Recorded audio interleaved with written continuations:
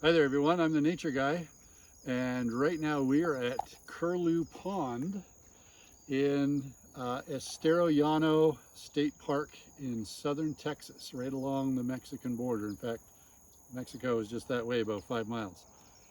And in these small ponds on the Gulf Coast, you get all sorts of cool birds.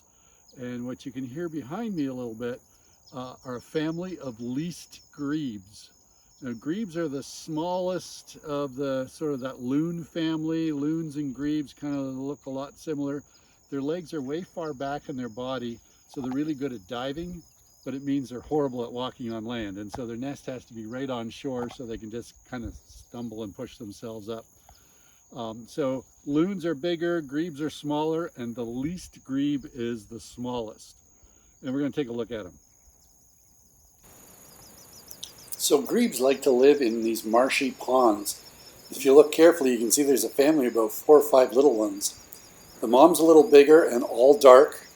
The babies have little stripes on the side of their face. That helps with camouflage.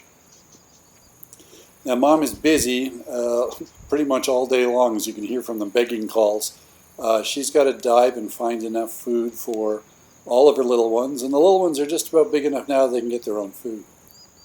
Now, I mentioned earlier that least grebes are the smallest of the grebe family.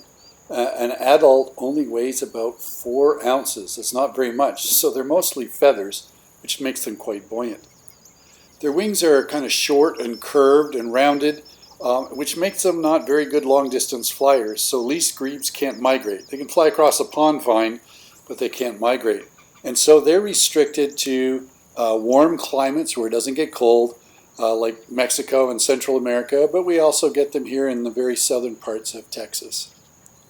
Their eyes are yellow, which helps them with underwater vision, but they're just cute to watch.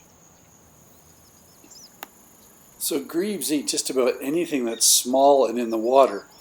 Small fish, a lot of insect larvae, even some plant vegetation. But when mom dives down, they're pretty eager to be the first ones in line to get what's there.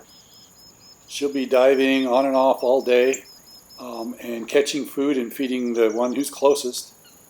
But at this age, they're starting to learn and follow mom to figure out how it is that she catches all that yummy stuff.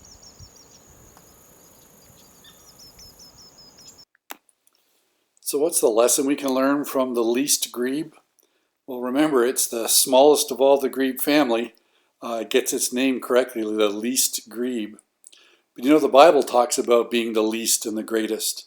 And in fact, Jesus wants us to be the least among us, not to be looking for power and prestige and putting other people down, but finding ways that we can serve and help others.